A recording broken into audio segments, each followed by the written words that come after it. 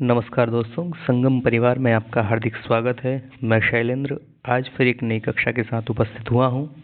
दोस्तों, इस क्लास में हम मध्य प्रदेश शिक्षक भर्ती वर्ग 2 की परीक्षा की तैयारी कर रहे हैं। यह परीक्षा 20 मार्च 2025 को आयोजित होने वाली है। दोस्तों, आज हम कवि परिचय के भाग 2 को लेकर उपस्थित हैं। आशा करता हूं कि इसमें हम प्रश्नोत्तरी के माध्यम से लगभग सभी प्रश्नों को देख लेंगे। इससे पहले यदि आपने अभी तक संगम परिवार को ज्वाइन नहीं किया है तो पहले इस चैनल को सब्सक्राइब कर लें और साथ ही बेल आइकन के बटन को भी दबा लें, जिससे कि आपको हमारी प्रत्येक वीडियो की लिंक समय पर मिल जाए। साथियों, अधिक समय न लेता हुआ अपने पहले प्रश्न की ओर बढ़ते हैं, जिसमें हम 4 कवियों के विषय में पढ़ेंगे: अंबिका दत्त व्यास, बाणभट्ट, दंडी और माघ। तो पहला प्रश्न क्या है, देखते हैं। शिवराज विजयम कस्य रचना अस्ति। सबसे पहला प्रश्न ये जो है, शिवराज विजय किसकी रचना है। दोस्तों, आज जो हमारी कक्षा है उसमें कुछ पुराने विकल्प हैं, तो उनका हम रिवीजन भी करते जाएंगे और नई चीज़ जो है उनको सीखते जाएंगे। आशा करता हूँ कि आप लोग पेन कॉपी लेकर के बैठे होंगे। जो जो नई चीज़ बताई जाए या पुरानी रिवाइज करवाई जाए उसको आप नोट करें, है ना। चलिए, तो क्या बताया मैंने, शिवराज विजय ये किसकी रचना है। तो बाणभट्ट की कौन कौन सी रचनाएं कलम पढ़े थे, कादम्बरी, है ना। चलिए, कालिदास के 7 ग्रंथ हैं, जिसमें अभिज्ञा शाकुंतलम सबसे प्रसिद्ध नाटक है। मेघदूत सबसे प्रसिद्ध खंड काव्य है, जिसमें मंदाक्रांता छंद का प्रयोग किया गया है ना। मेघदूत और मंदाक्रांता, इतना इसके बारे में इतना जानेंगे, ठीक है। इसके बाद अंबिका दत्त की शिवराज विजय होगी और 12वीं किरातार्जुनीयम, ठीक है। किरातार्जुनीयम में कितने सर्ग हैं, तो दोस्तों 20, ठीक है। चलिए, अगला प्रश्न देखते हैं। इस प्रश्न का जो उत्तर है वो है अंबिका दत्त व्यास ग। असुमेलनम किमस्ति, जो असुमेलित है उसके आपको बताना है। तो दोस्तों, बाणभट्ट ने हर्षचरित एक कादम्बरी, ठीक है।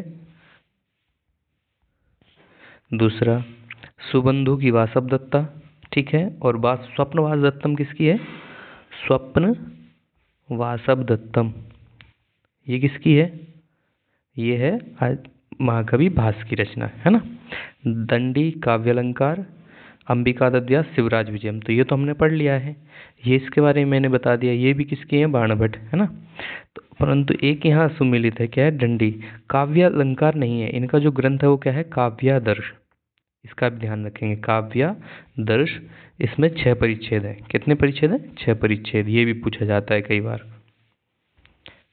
6 परिच्छेद, ठीक है। चलिए दोस्तों, दूसरे प्रश्न की ओर बढ़ते हैं। अंबिका दत्त तस्य अपर नाम किमस्ति, जो अंबिका दत्त हैं, अपर नाम से तात्पर्य आपको या तो इनकी उपाधि से है या फिर जो इनको दूसरा नाम प्रसिद्ध है उसके विषय में ना। 2 चीज़ें याद रखनी है, अपर नाम से मतलब उपाधि अथवा अपर नाम, ठीक है, या अन्य नाम जो भी है। अब सुकवि भी इनको कहा जाता है, घटिका शतक भी कहा जाता है और शतावधान भी कहा जाता है, अर्थात ये तीनों ही नाम इनके प्रसिद्ध हैं, ठीक है। चलिए, इस प्रश्न का जो उत्तर हुआ हमारा घ, यानी सुकवि भी कहा जाता है, घटिका शतक भी कहा जाता है और शतावधान। एक हमने पढ़ा था कल, घंटा कवि, ये किसको कहा जाता है, माघ को, ठीक है, क्योंकि ये 1 घंटे में 100 श्लोक बनाते थे, ठीक है। चलिए, अगला प्रश्न, अंबिका दत्त व्यासस्य पितुः नाम किमस्ति, इनके पिता का क्या नाम है ना। क्या पंडित राजा राम है, क्या दुर्गा दत्त है, क्या राधा कुमार व्यास है, अथवा श्रीधर है। तो दोस्तों, पंडित जो राजा राम है ये तो इनकी पितामह है। देखिए, इस तरह के जो प्रश्न है वो मैं साथ के साथ आपको बताता जा रहा हूँ, उनको भी नोट करिए। एक एक प्रश्न बना करके प्रश्नों की संख्या तो बढ़ाई जा सकती है, पर कंटेंट के विषय में हमें सोचना है ना। तो पितामह इनके पंडित राजा राम हो गए हैं। इसके बाद दुर्गा दत्त, ये इनके पिता है, पिता का नाम पूछा है तो ये तो उत्तर हो गया। अब राधा कुमार व्यास क्या है, ये इनके पुत्र हैं। ठीक है, अभी का नाम श्रीधर है। श्रीधर कौन है? श्रीधर हमने कल पढ़ा है, ये हैं हमारे भारवी जो है, भारवी कवि के पिता है, भारवी। एक प्रश्न और है दोस्तों, श्रीधर है, इन्हीं को अवंती सुंदरी के अनुसार नारायण के नाम से भी जाना जाता है ना, एक नाम नारायण भी मिलता है, अथवा ऐसा कह लीजिए भारवी का अवंती सुंदरी के अनुसार नारायण पिता का नाम है। ठीक है, चलिए अगला प्रश्न देखते हैं। अंबिका दत्तस्य जन्म स्थानम, अंबिका दत्त जो है इनके जन्म स्थान क्या है? क्या अचलपुर है, कान्यकुब्ज है, उज्जैनी है या पद्मपुर है ना? तो दोस्तों इनका जो जन्म स्थान है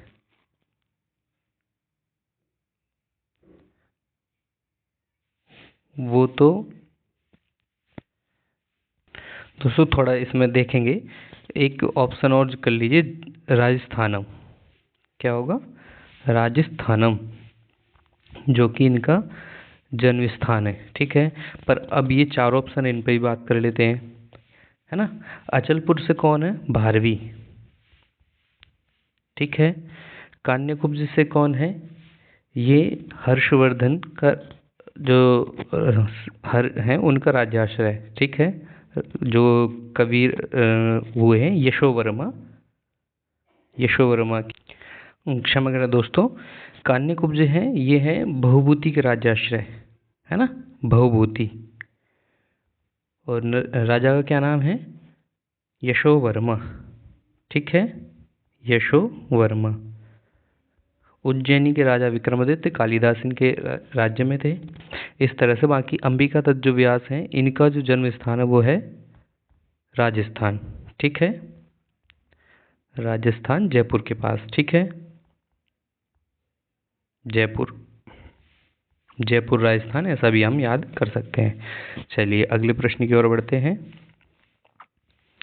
अभिनव बाण कस्य उपाधि, अभिनव बाण है क्या अभिनव गुप्त की है, कालिदास की है, अंबिका दत्त व्यास से अथवा भारवे?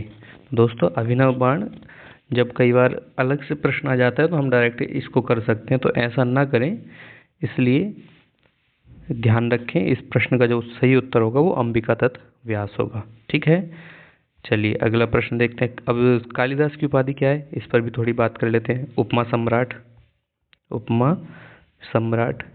दूसरा दीप शिखा, है ना, दीप शिखा। ठीक है, चलिए भारवी को क्या बोलते हैं? आतपत्र भारवी, है ना, आतपत्र। ठीक है, चलिए अगले प्रश्न की ओर देखते हैं।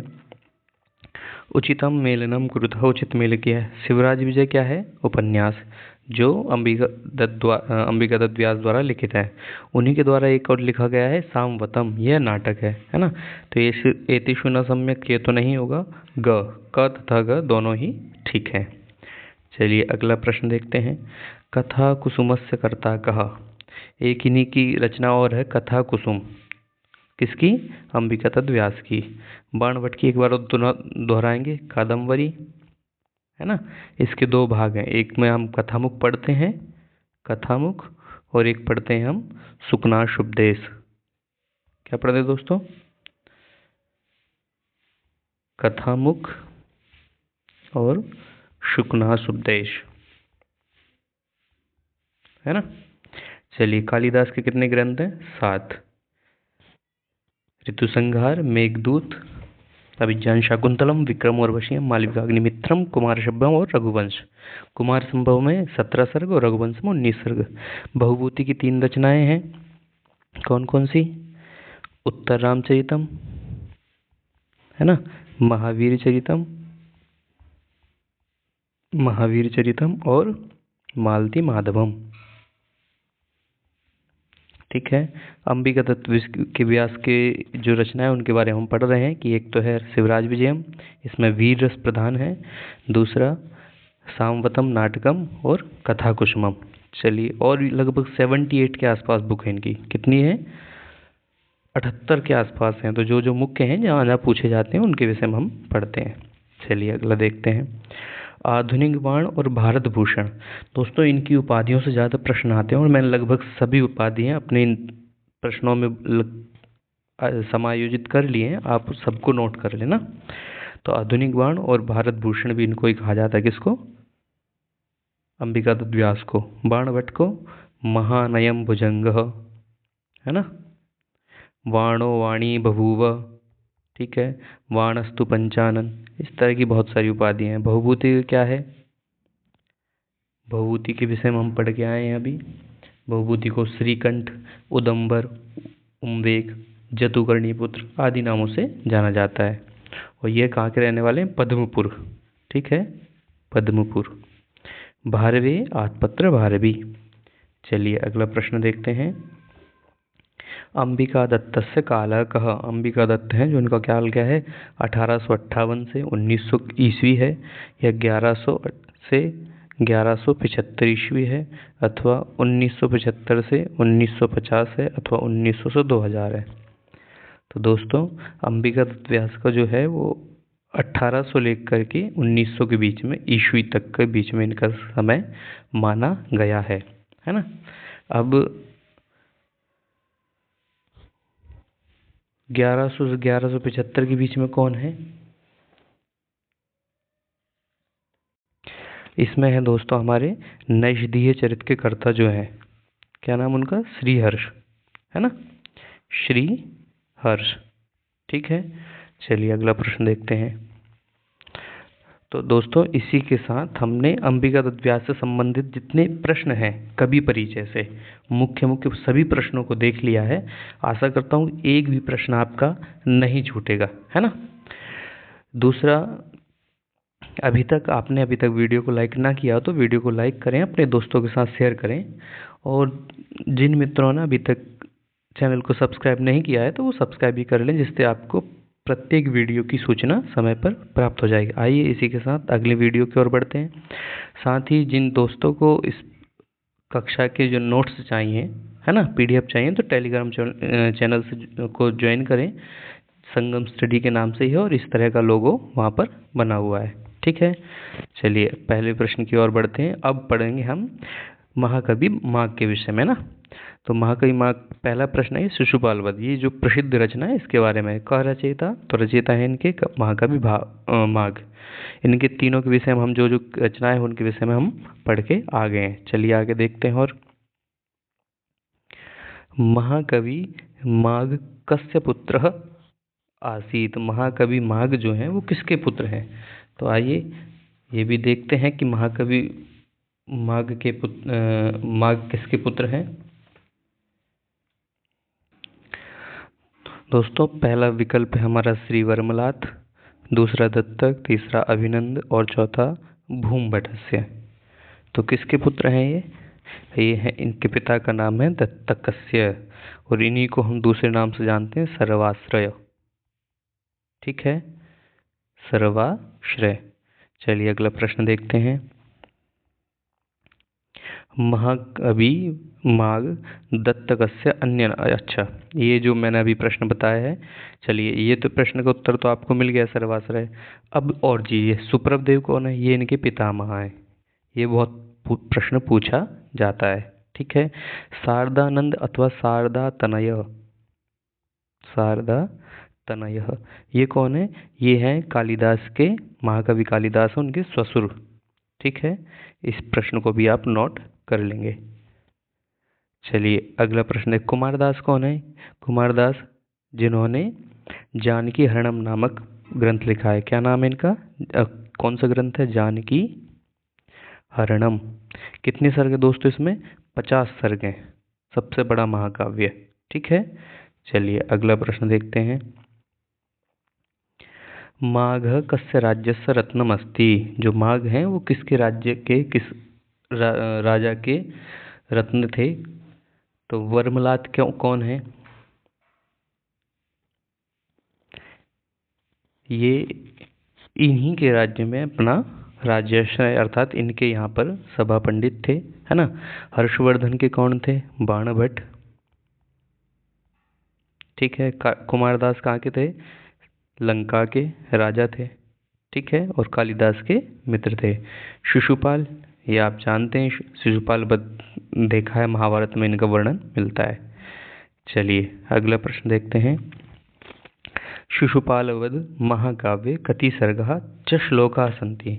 चलिए देखिए क्या है, जो शिशुपाल वध है, अब ये तीनों बृहत्त्रयी जो है, क्या है दोस्तों, बृहत्त्रयी के ये तीनों के श्लोक संख्या और सर्ग मैंने यहाँ पर लिख दिए हैं, आप इनको नोट कर लीजिए।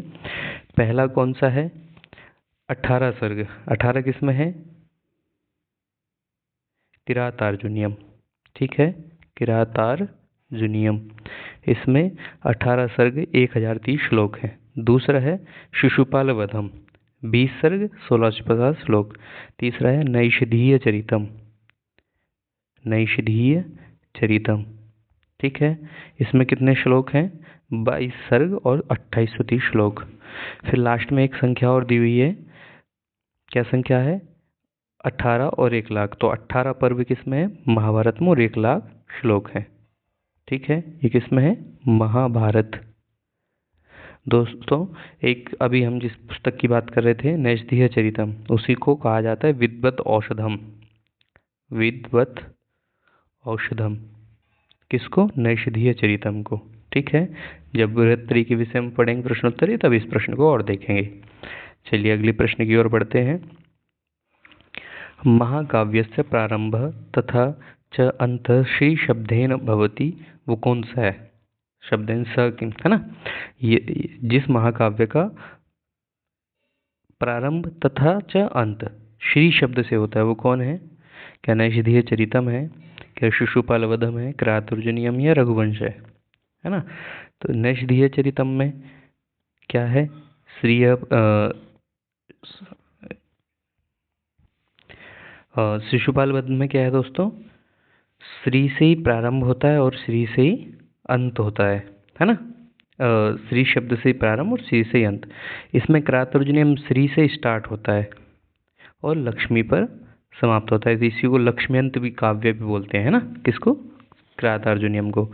ये इसका प्रारंभ कहाँ से होता है, वागर्थामेव संपृक्तौ वागर्थ प्रतिपत्तये जगतः पितरौ वंदे पार्वती परमेश्वरौ, ये इसका मंगलाचरण है रघुवंश महाकाव्य का, ठीक है। तो इस प्रश्न का जो उत्तर है, उत्तर क्या है, शिशुपाल वधम, ठीक है। इसका कहाँ से, श्रीयः कुरूणाम मदीपस्य पाल्यम प्रजा संयुक्तम यमयुक्त वेदितुम सवर्णलिंगी विदितः समायौ युधिष्ठिरम द्वैतवने वनेचरः, ये है किरातार्जुनीयम का। श्रीपति श्रीमती शासितुम जगत, ये है शिशुपाल वध का। रघुवंश का है वागर्थामेव संपृक्तौ वागर्थ प्रतिपत्तये जगतः पितरौ वंदे पार्वती परमेश्वरौ। चलिए अगले प्रश्न की ओर बढ़ते हैं। उपमा अर्थ गौरव पदलालित्यम त्रयमेव कस्मिन् वर्तते।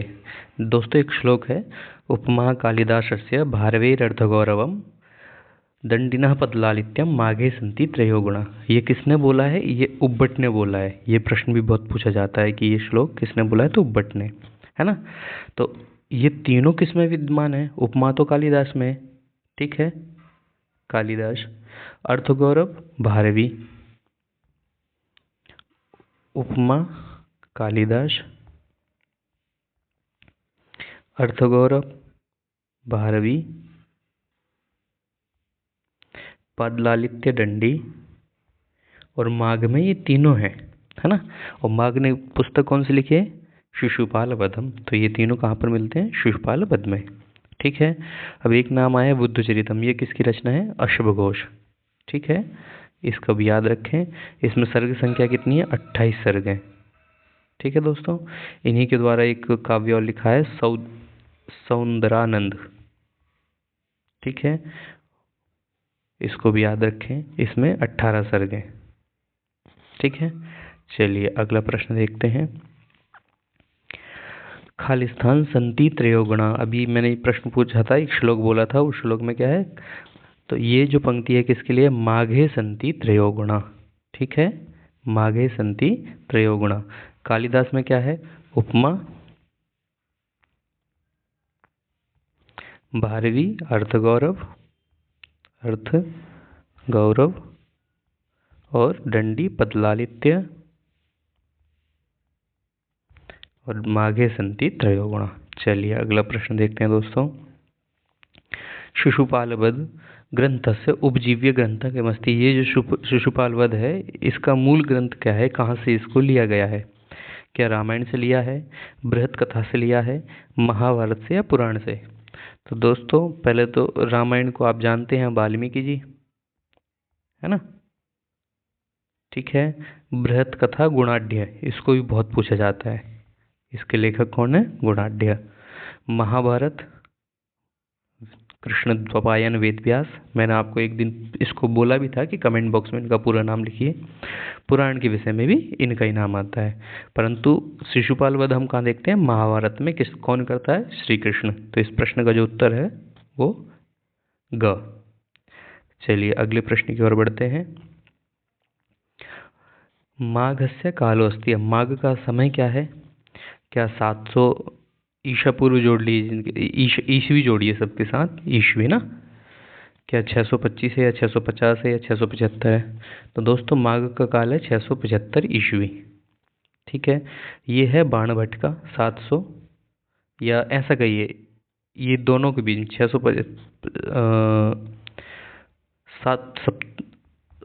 7वीं शताब्दी पूर्वार्ध किसका बोला जाता है? शताब्दी पूर्वार्ध माघ का, सॉरी बाणभट्ट का। ठीक है, ये माघ का हो गया है, ये बाणभट्ट का। चलिए अगला प्रश्न देखते हैं। तो दोस्तों इसी के साथ हमारे महाकवि माघ से संबंधित जितने प्रश्न पूछे गए हैं पिछली कक्षाओं में, और एक दो जो नया प्रश्न बन सकता है उनको मैंने आपके समक्ष रखा है।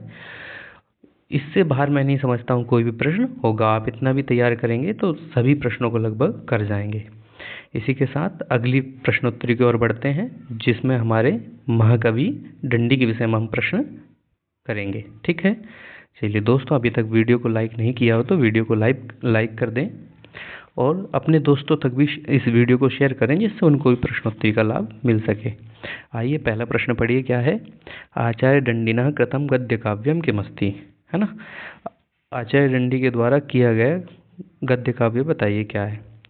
क्या हर्षचरित है, दशकुमार चरित है, उत्तरामचरित है, वेम भूपाल चरितम? तो हर्षचरित तो आपको पता है, बाणभट्ट की है। ठीक है। उत्तरामचरितम भवभूति की है। तो अब बचा क्या? दशकुमार चरितम, ये आचार्य दंडी की है। ठीक है। और ये किसकी है? वे ये नाम दिया है तो इसको भी देखते हैं। धनपाल नाम के एक कवि हैं, उनके द्वारा क्या लिखा गया है? वेम भूपाल चरितम। तो मैंने चारों के नाम बता दिए, आप आशा करता हूँ चारों की नोट कर लीजिएगा। कोई सा भी पूछे आपसे उत्तर गलत नहीं होना चाहिए, है ना। चलिए अगला प्रश्न देखते हैं। अवंती सुंदरी कथा कस्य रचना अस्ति? क्या बाण की रचना है, दंडी की है, भवभूति की है या भारवी की है? तो भवभूति की हम तीनों रचनाएं जानते हैं, उत्तरामचरितम, मालती माधवम और महावीर चरितम। तो ये नहीं है, इनकी एक ही है, किरातार्जुनीयम। ठीक है, तो ये भी नहीं हुए। बचे बाणभट्ट। तो बाणभट्ट की जो हम रचनाएं हैं उनके विषय में बात करते आ ही रहे हैं। क्या क्या है? कादम्बरी है, हर्षचरित है, चंडी शतक है, मुकुट ताड़ितकम है और पार्वती परिणय है। तो ये भी नहीं है। तो अब बचा क्या? आचार्य दंडी।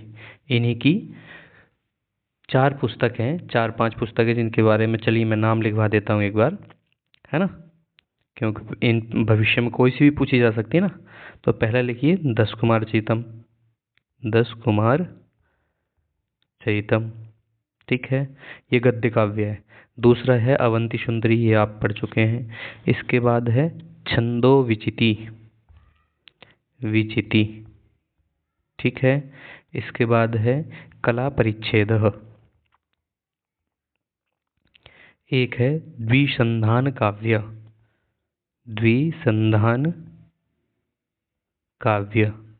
ठीक है, आशा करता हूँ आप ये सभी बुकों को लिख लेंगे। चलिए अगले प्रश्न की ओर बढ़ते हैं। आचार्य दंडिना कृतम किमस्ति? आचार्य दंडी के द्वारा, देखिए काव्यदर्श भी है इसमें, 6 परिच्छेद। ठीक है। काव्य की जो जो विधाएं हैं उनके ऊपर, रस है, अलंकार है, उनके विषय में चर्चा की गई है। ठीक है। अवंती सुंदरी, दशकुमार चरितम, ये भी अवंती सुंदरी अर्थात सर्वे। ठीक है, तो इस प्रश्न का जो उत्तर है वो सर्वे। अगला प्रश्न देखते हैं दोस्तों। कला परिच्छेद ये किसकी रचना है? ये मैं अभी बता चुका हूँ आपको। चलिए अगला प्रश्न। महाकवि दंडी आचार्य दंडे कालो अस्ति, इनका काल कौन सा है, समय क्या है? तो षष्ठ शताब्दी पूर्वार्ध, सप्तमी शताब्दी पूर्वार्ध अथवा सप्तम शताब्दी उत्तरार्ध अथवा षष्ठ शताब्दी उत्तरार्ध। तो ये बाणभट्ट के समकालीन है दोस्तों। तो बाणभट्ट का समय क्या है? सप्तमी शताब्दी पूर्वार्ध। तो इनका भी समय क्या है? सप्तमी शताब्दी पूर्वार्ध। चलिए अगला प्रश्न देखते हैं। आचार्य दंडिना रचितम काव्यम कस्योपरि आधारितम अस्ति, आचार्य दंडी का जो काव्य है वो किसके ऊपर आधारित है? कौन सा काव्य जो है इनका? दस कुमार चरितम।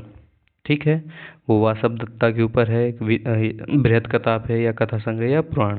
दोस्तों वो है बृहत कथा। बृहत कथा का जो लेखक कौन है? गुणाढ्य। ठीक है, चलिए अगला प्रश्न देखते हैं।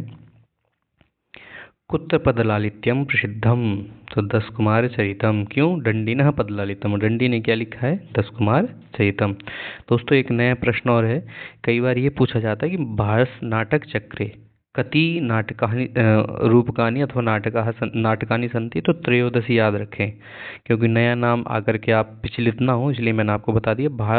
भास नाटक चक्रे में भास के जो 13 नाटक हैं वो गिने जाते हैं, जो कि 5 प्रकार से वर्णित हैं। कौन कौन से?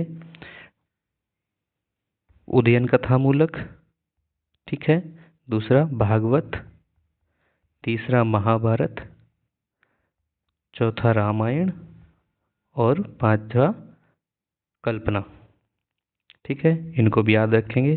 चलिए अगला प्रश्न देखिए क्या है। आचार्य दंडे रचना अस्ति, आचार्य दंडी की रचना ये भी है, ये भी है, ये भी है, ये भी है, अर्थात विकल्प संख्या हमारा सर्वे ये सही होगा। चलिए अगले प्रश्न की ओर बढ़ते हैं। भारवे प्रपुत्रम कह अस्ति, ये इम्पोर्टेंट प्रश्न है दोस्तों, ये बहुत पूछा जाता है, क्योंकि ये प्रपुत्र क्या है? या तो दंडी के प्रपितामह पूछेंगे अथवा भारवी का प्रपुत्र पूछेंगे, तो ये दंडी है। ठीक है, चलिए अगला प्रश्न देखते हैं। आचार्य दंडे है मातु नाम किमस्ति, आचार्य जो दंडी हैं इनकी माता का क्या नाम है? क्या सुशीला है, गौरी है, जतुकर्णी है, राजदेवी है? तो दोस्तों कल हमने पढ़ा है सुशीला किसकी माता का नाम है? ये भारवी की माता का नाम है। ठीक है, पत्नी का नाम क्या है? ऋषिकवती। दूसरा जतुकर्णी भवभूति। राजदेवी ये बाणभट्ट की माता का नाम है, बाणभट्ट। ठीक है, अब बच्चा गौरी, वो है आचार्य दंडी की माता का नाम। ठीक है, आशा करता हूँ आप इन सबको ध्यानपूर्वक देखेंगे और समझेंगे। इस प्रश्न का जो उत्तर होगा वो हमारा ख। चलिए इस तरह साथियों हमारा दंडी महाकवि संबंधित, आचार्य दंडी संबंधित सभी प्रश्नों को हमने देख लिया है। आइए अगले प्रश्न की ओर बढ़ते हैं। साथ ही दोस्तों बता दूं आपको, यदि आपको इसकी पीडीएफ चाहिए तो हमारे टेलीग्राम चैनल को ज्वाइन करें और वहां पर सभी जितने भी वीडियो मैंने पढ़ा दिए हैं या जितने भी पीडीएफ मैंने पढ़ाए हैं उन सब की वहाँ पर पीडीएफ डले हुए हैं, है ना। दोस्तों अभी तक चैनल को सब्सक्राइब नहीं किया है तो चैनल को सब्सक्राइब कर लें और वीडियो को लाइक नहीं किया है तो वीडियो को लाइक करें। आइए बढ़ते हैं अंतिम कवि की ओर और पहला प्रश्न देखते हैं।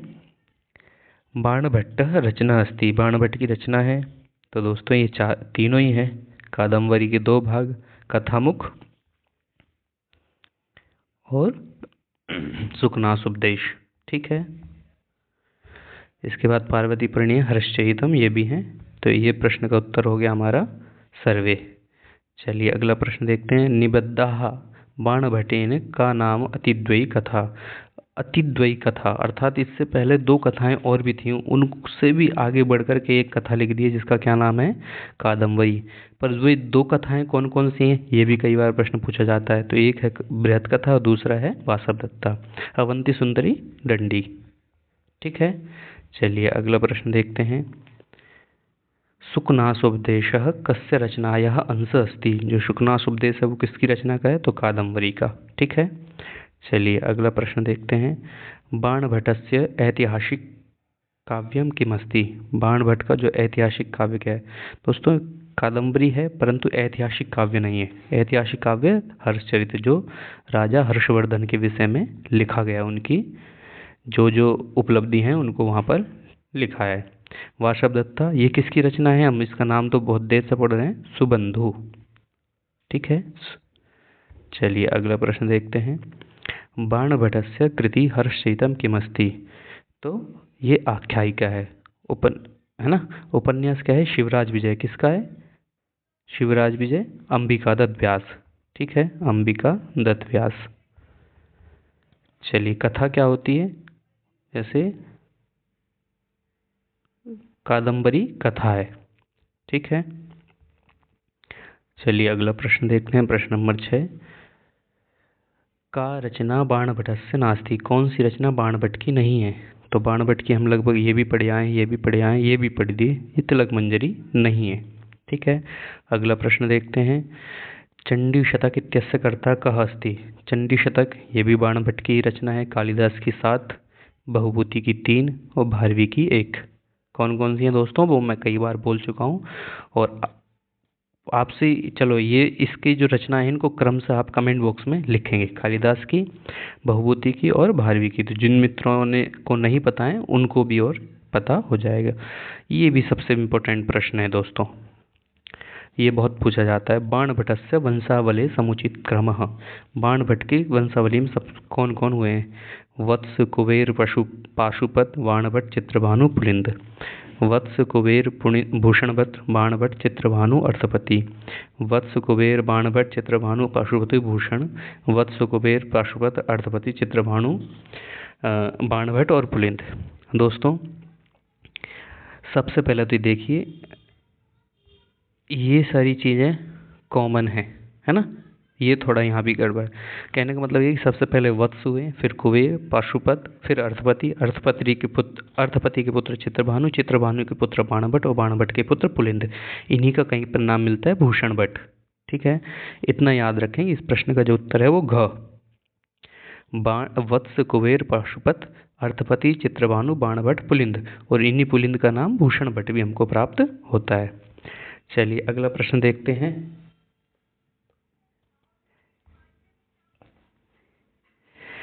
समुचित मेलनम। समुचित मेलन क्या है कि ये कुछ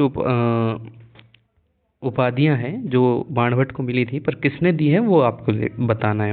वश्यवाणी की जो है वो हर्षवर्धन ने और भी दी है, महानयम भुजंगा भी दी है। वाणस्तु पंचानन ये जयदेव ने, कवि नाम यह चक्रवर्ती ये शोडल ने। अर्थात इस प्रश्न का जो उत्तर है सर्वे। ठीक है, चलिए अगला प्रश्न देखते हैं। बाणभट्टस्य रीति का। जो बाणभट्ट है, जैसे मैंने कल भी बहुत सारी कवियों की रीति के विषय में बताया था, आज ये जो प्रश्न पूछा जाता है वो है बाणभट्टस्य रीति। तो बाणभट्ट ने किस रीति का प्रयोग किया है? वो पांचाली रीति का प्रयोग किया है। ठीक है, चलिए अंतिम आज की कक्षा का प्रश्न। हर्षवर्धनस्य सभायाः रत्नमस्ति। तो हर्षवर्धन की सभा के रत्न कौन थे? बाणभट्ट। कालिदास किसके थे? विक्रमादित्य की। ठीक है, बहुभूति यशोवर्मा और भारवी है हमारा विष्णुवर्धन। ठीक है, चलिए दोस्तों इसी के साथ आप लोगों का बहुत बहुत धन्यवाद। आपने क्लास को ध्यानपूर्वक सुना, देखा, और आशा करता हूँ आपने जो जो मैंने नए प्रश्न बताए हैं उनको नोट कर लिया होगा। इसी के साथ PDF के लिए पुनः मैं बताता हूँ कि आपको टेलीग्राम चैनल ज्वाइन करना है और व्हाट्सएप ग्रुप से भी आप जुड़ सकते हैं। दोनों की जो लिंक है वो डिस्क्रिप्शन बॉक्स में पिन की गई है, तो आप वहां जा कर के उन दोनों को भी ज्वाइन करें। इसी के साथ मिलते हैं नई कक्षा के साथ, नए विषय के साथ, नए कंटेंट के साथ। नमो नमः।